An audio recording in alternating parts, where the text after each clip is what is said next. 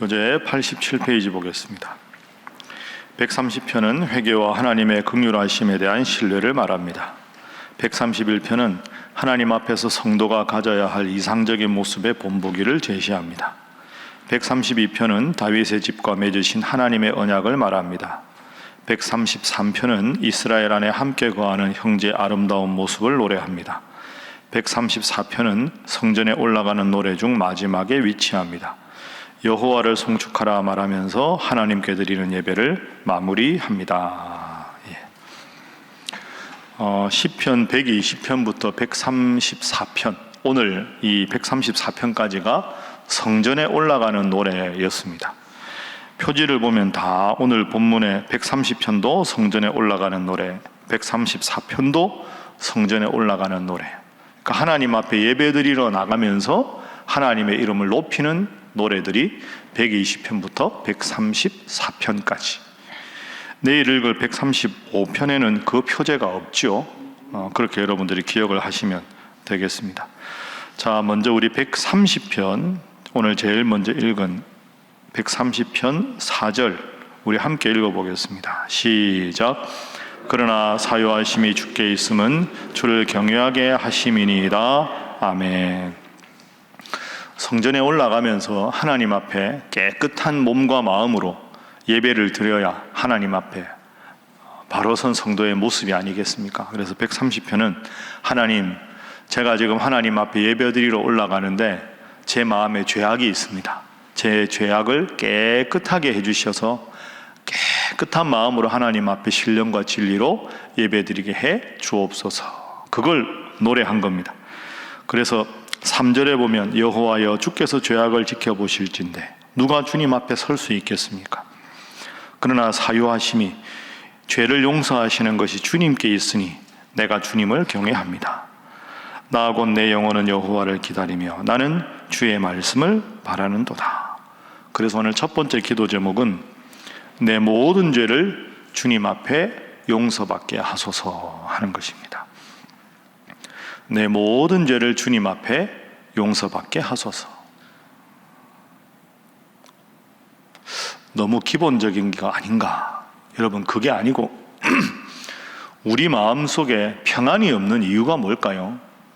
우리가 하나님을 믿지만 마음에 평안이 없는 이유는 누군가와 불편한 관계에 있을 때, 혹은 마음에 큰 잘못을 했는데 그걸 해결하지 못했을 때, 그러니까 마음이 하나님 앞에 깨끗하지 못하고 누구와의 관계에 불편함이 있고 걱정과 근심이 돌덩이처럼 내 마음에 꽉 차 있을 때, 뭘 먹어도 맛을 못 느끼고 누워도 잠이 안 오고 좋은 곳에 가도 마음이 편하지 않습니다.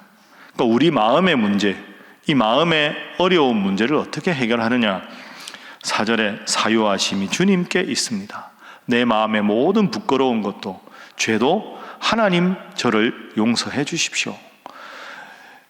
주님 앞에 용서를 구하면 주님이 다 용서해 주신다. 여러분 믿습니까? 아주 기본적인 것 같죠?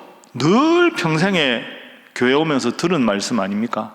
근데 이게 얼마나 생각해 보면 축복입니까? 내가 내 마음의 걱정을 내가 없앤다고 없어집니까? 누구와 마음이 불편한 관계인데 내가 용서하고 싶다고 그게 용서가 됩니까? 하나님이 용서의 마음을 주시고 내 마음의 걱정도 맡아주시고 하나님이 맡아주셔야 우리의 참 평안이 임하지 않겠습니까? 그래서 이어지는 5절도 보십시오. 나 곧 내 영혼은 여호와를 기다리며 주의 말씀을 바랍니다. 항상 이 시편의 시인은 하나님 앞에서 자기 인생을 살아가는 겁니다. 누군가와 불화를 해도 하나님 앞에 해결하고 마음에 큰 어려움이 있어도 하나님 앞에 해결받고, 그래서 하나님으로부터 오는 위로와 하나님으로부터 오는 죄 용서와 하나님으로부터 오는 기쁨으로 내 인생의 참 평안을 누리며 살아가겠습니다. 이런 뜻입니다. 한번 저를 따라해 보시죠. 하나님 앞에서. 그러니까 우리가 늘 하나님 앞에서 살아야 된다.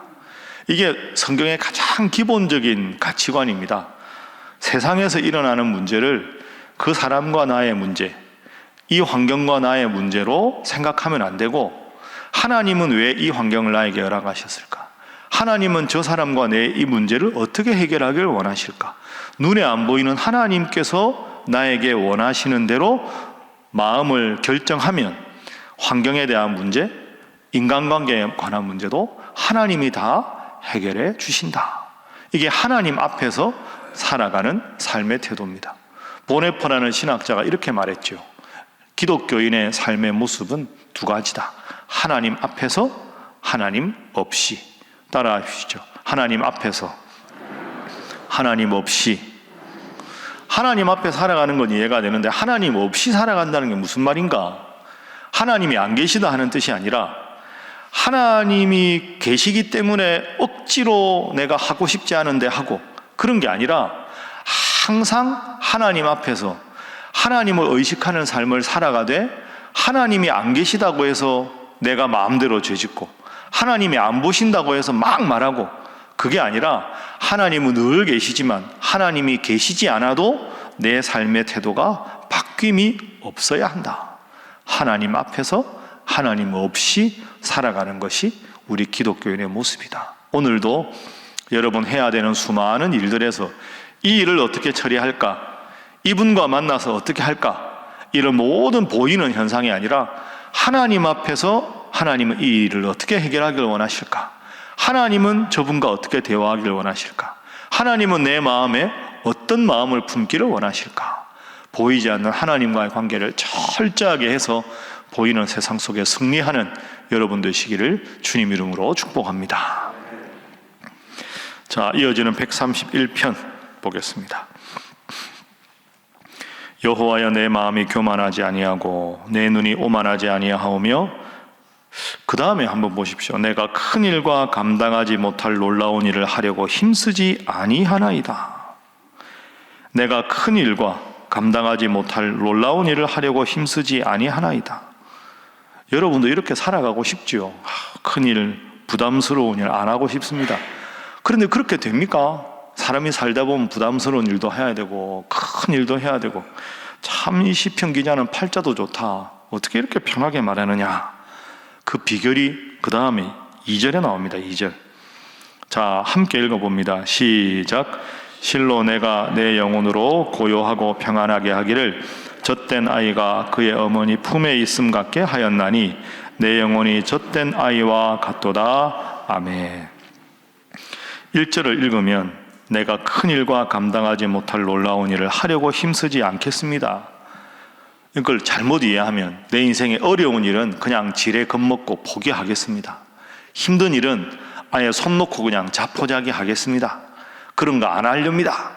근데 사람이 살다 보면 그런 일을 어떻게 피할 수 있습니까? 다 해야 될 때가 있지요. 비결이 2절이 참 멋진 구절입니다.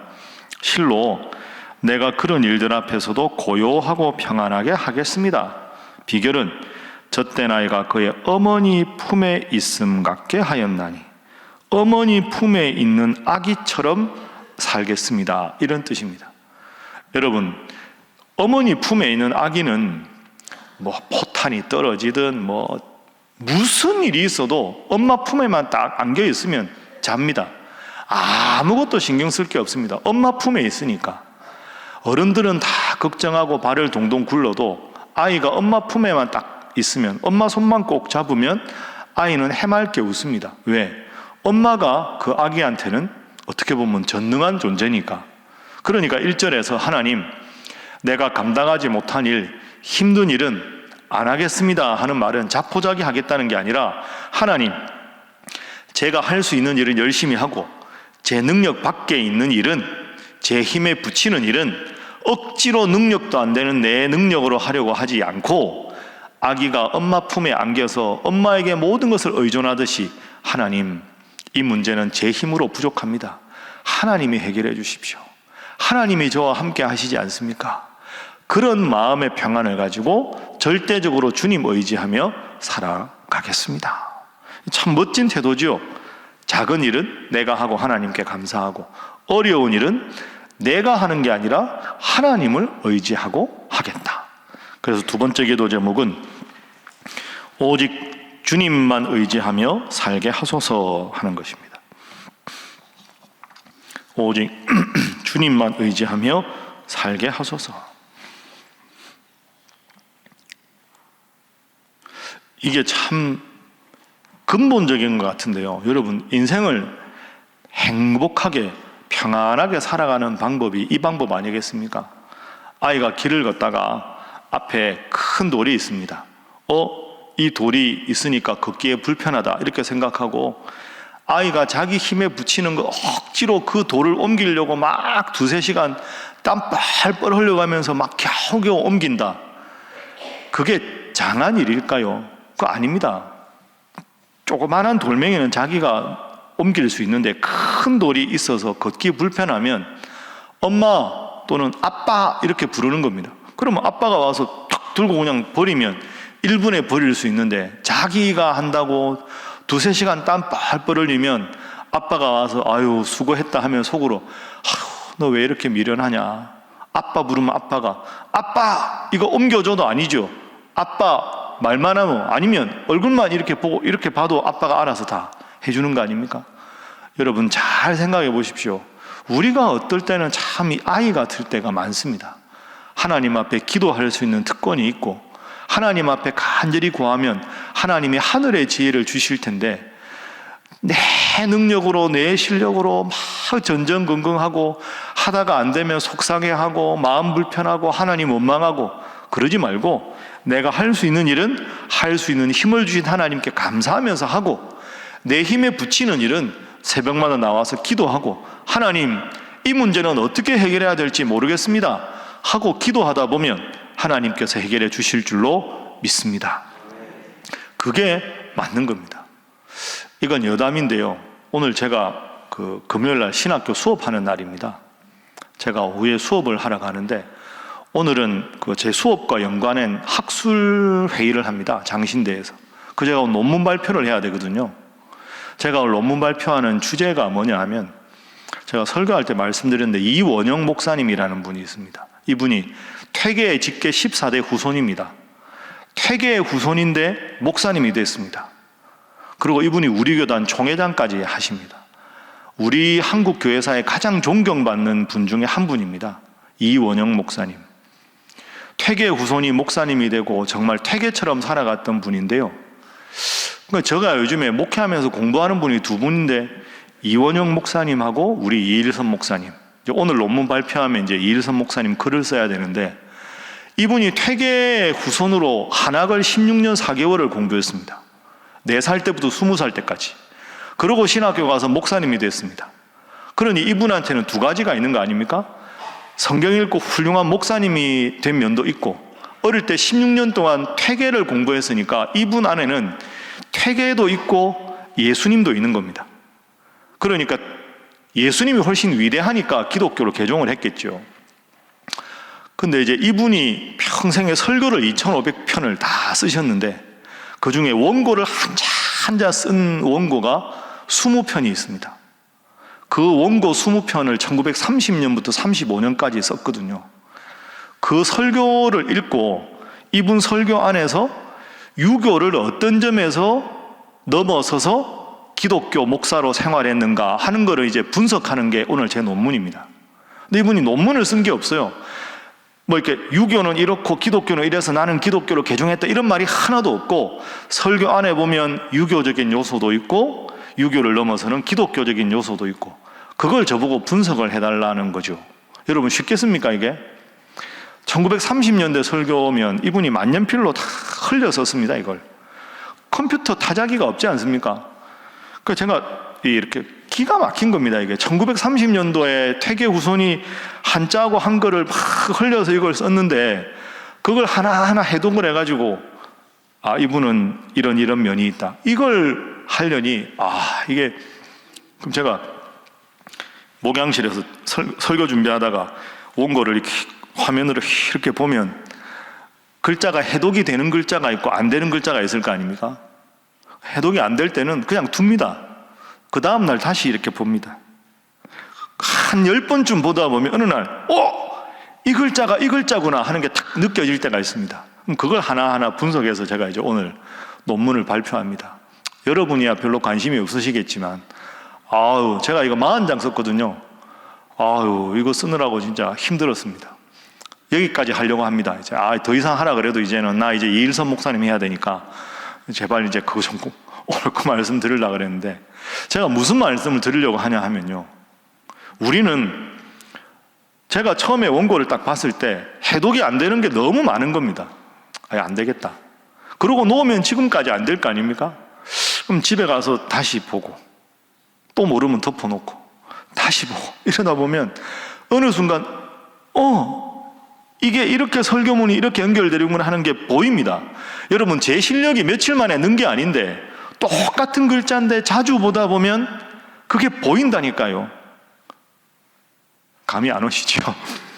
기도도 똑같습니다. 제가 드리고 싶은 말씀은 이겁니다. 기도를 하고 예배당을 나섰는데 마음이 무거워요. 이 기도는 기도해도 안 되나 보다, 안 한다. 그럼 그냥 안 되는 겁니다. 다시 기도하고 다시 기도하고, 하나님이 이 문제를 어떻게 해결하길 원하실까? 골똘하게 한 번, 두 번, 세 번 기도하고 또 생각해도 생각이 안 나고 답답한데 어느 날 갑자기 성경에 읽다가 그렇구나, 하나님이 이 문제를 이렇게 해결하기를 원하시는구나 하고 딱 그게 보이는 날이 옵니다. 그리고 기도하다 보면 또 그 다음 퍼즐이 탁탁탁탁 맞춰집니다.